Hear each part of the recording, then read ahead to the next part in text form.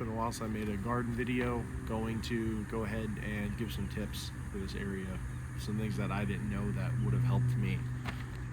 So tip number one, grow what works.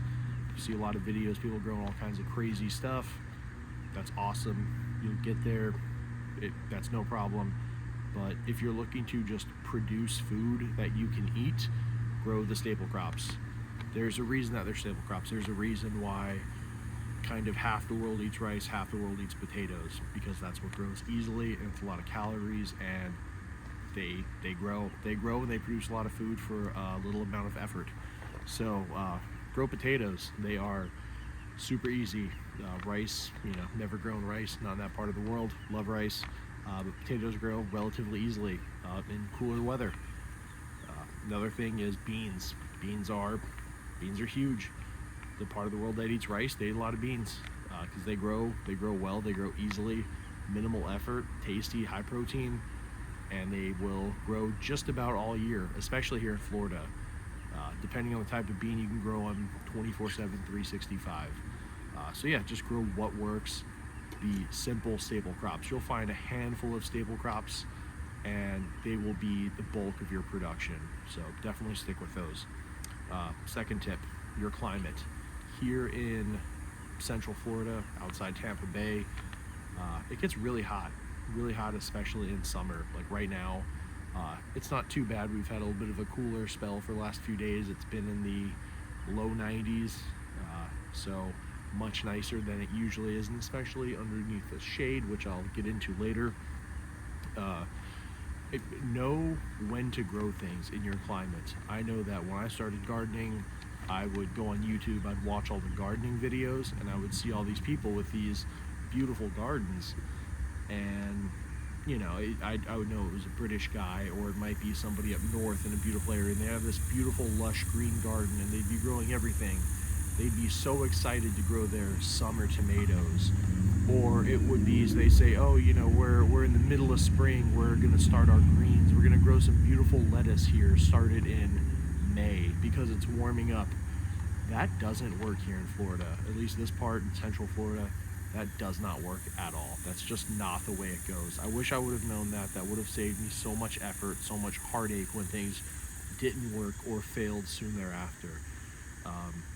I've sort of found that for the majority of those types of classic garden vegetables that we think of, like the greens, the squash, tomatoes,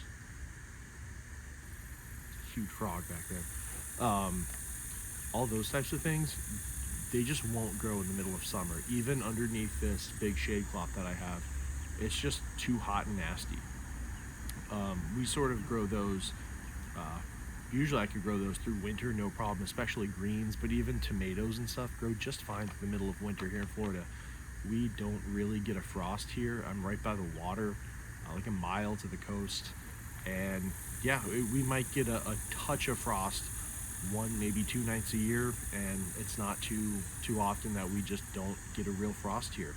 So it's really not a problem. The tomatoes grow just fine through the middle of winter, through all January, all February, all December, no problem. Peppers, they're not going crazy, but they grow just fine. It's really no problem. You sort of grow in the bumper months through leading up to summer is great, and then right after summer, right when it starts to cool down. Like for instance, now I'm going to be starting seeds pretty soon here for fall, and it's the middle of August, so it's hot now, but by the time they start growing up, it'll be a little bit better. So whenever you see these people talking about their summer tomatoes that they're growing, these people aren't in Central Florida. They're in other parts of the world where their climate in summer is perfect for that. That's just not the way it works here, and you have to realize that. You can grow things. You can grow things like, I have some peppers. They do okay under the shade. They still wilt in the middle of the day because it's just so hot, even under a shade. Things like sweet potatoes go crazy, cowpeas go crazy, but the majority of it it's not loving it in the middle of summer. And just know that and make peace with it. It's much easier that way. Speaking of the heat, tip number 3 is to help keep everything cool. Mulch and shade cloth are your friends. I'll show the shade cloth here. I just buy them on Temu, honestly, because they're cheap. You could go to garden supply stores. I'm sure you could go to Home Depot or wherever and buy them. Any of the specialty gardening places are just fine too, but they're much more expensive. I'm sure it's a much higher quality product. These are cheap. I wouldn't expect these to last more than a year or two, but they're just so cheap on Temu that it's fine. And the way you install them is super easy, and it gives that temporary shade, which is absolutely necessary. If it wasn't for this shade cloth back here, nothing except the sweet potatoes would be growing. It's just too hot. It's direct sun. Nothing likes direct Florida summer sun, just about. So also mulch. Keep the soil cool. Give it mulch. Leave a little bit of space. It really does matter. It's more important than you would think.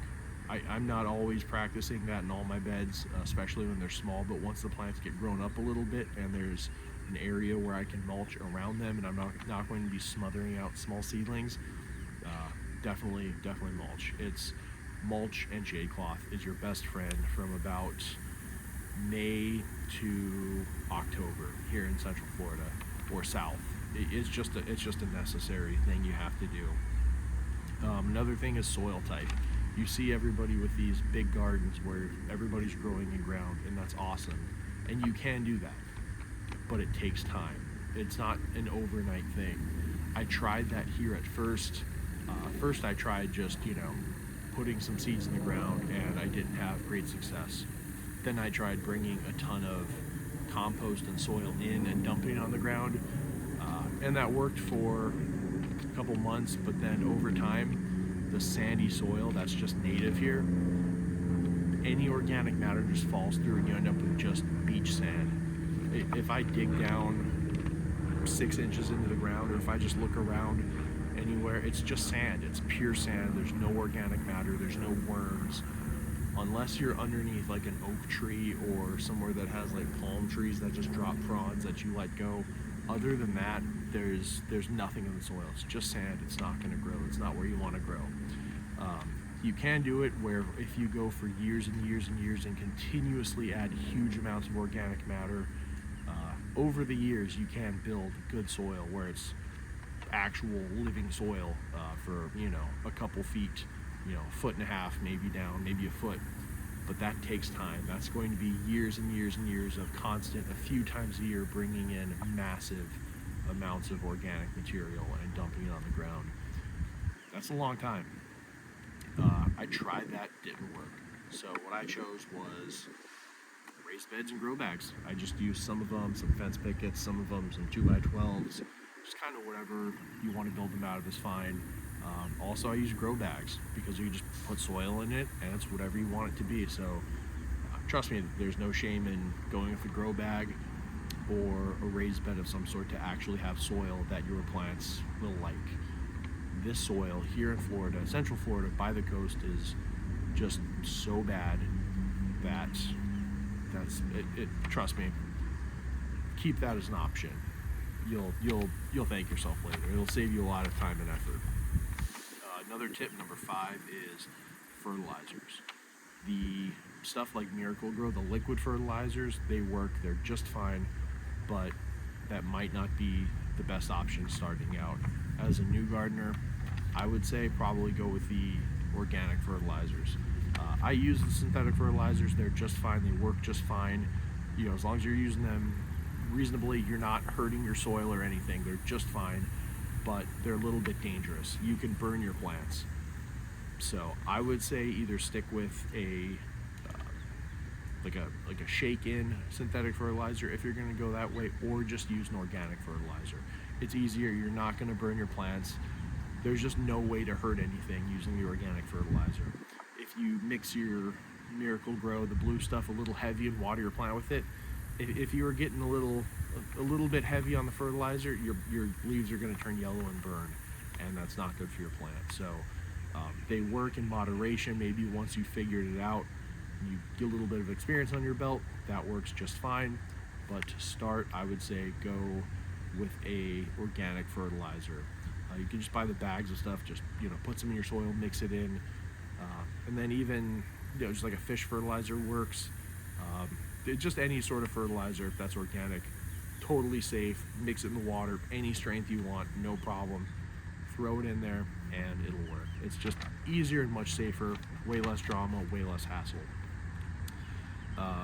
And then number 6, all of the stuff we're talking about for gardening is for mostly vegetables, fruits, greens, things like that.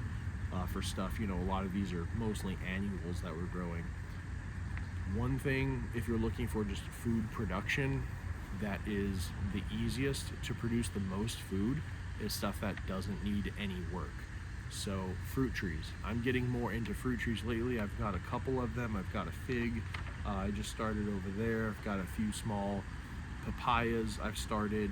I just put a banana in not that long ago that got completely ravaged by grasshoppers, but it's coming back.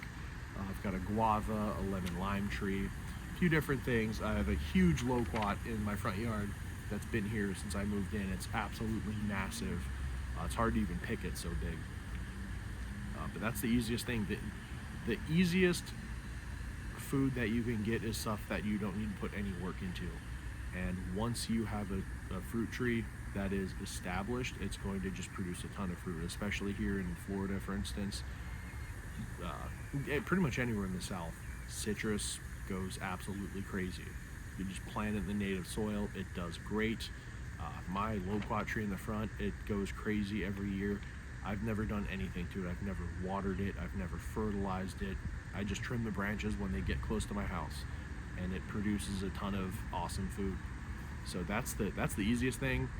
These are a lot of work for relatively small yields, but if you get a couple fruit trees, that's more than you could eat. If you get an orange tree, a lime tree, a lemon tree, papayas grow everywhere around here. Everybody has papaya trees, and they go insane in the native soil. I think they like being drier in the sandy soil, but whatever works in your area, grow it.